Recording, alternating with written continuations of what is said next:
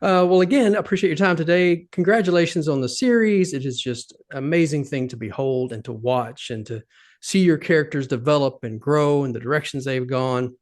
But I will admit, I am not ashamed to say I would not survive a day in Middle Earth. I Oh, just would no, not. neither did I.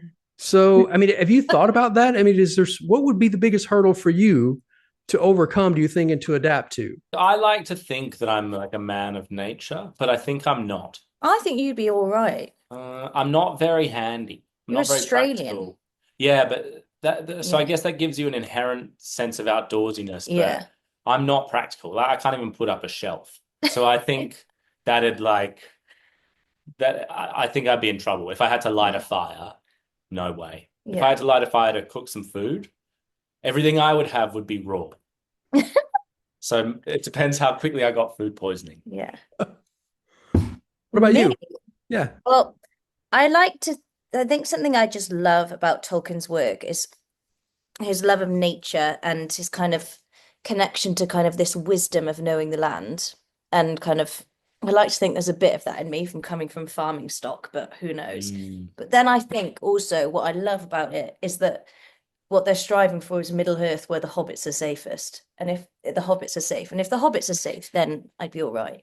Well, I've always said that the true power comes from it's a combination of strength and vulnerability.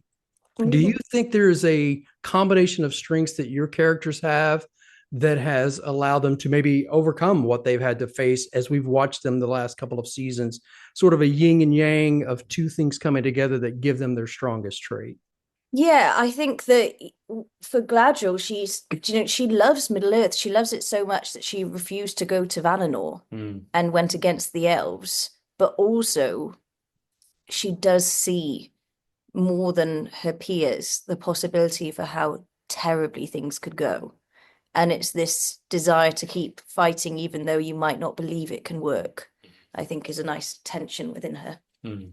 Yeah. And I think for Sauron, it's like the vulnerability is such an interesting point because is it Mm. genuine vulnerability or is it feigned vulnerability? And that's Yeah. what's so interesting to me about the character because there's countless examples in this first season with Galadriel, but then in the second season, there's that whole sequence where he's talking about his um torture at the hands of Morgoth, and Mm. he's kind of opening up to Celebrimbor. And I think it's nice to leave it ambiguous, but it could be true or it could be complete bullshit to try and connect with him further to get him to finish up making these rings, Mm. find a different level of understanding. So yeah, I've always found the vulnerability fascinating in his cultivation of his own power and how he uses that vulnerability to draw people in. Has the thrill diminished at all from day one of stepping into the world of Tolkien to where we are now, these seasons two past? Do you still get that same jittery, excited feeling when you step on set and get into that world? I just feel like I'm living such a gilded life. I can't believe it. Yeah. It is just it's all practical Mm. as well. So you're just stepping into this like incredible splendor. Um, and also you have all these people playing orcs, which is just incredible and terrifying. And also you're around people who are like, I always wanted to play an orc, and this is the best day of my life. So there is just such joy, and I feel so blessed every time I go on set. Yeah.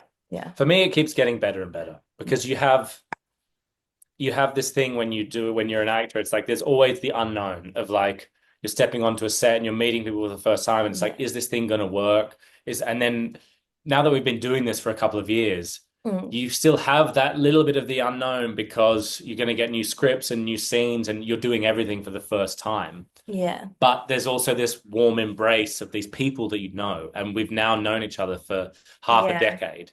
And Yeah, this is it's the crazy. other cast and the crew members, and Yeah. that's why the more that the stronger that these relationships get, the more exciting it gets for me every day. Every day is better. Yeah. Well, thanks again for breathing new life into these characters we love. Love seeing you on the show, and wish you good luck with all the future endeavors in Middle Earth. Thank you Thanks, very Matt. Thank you much. very much.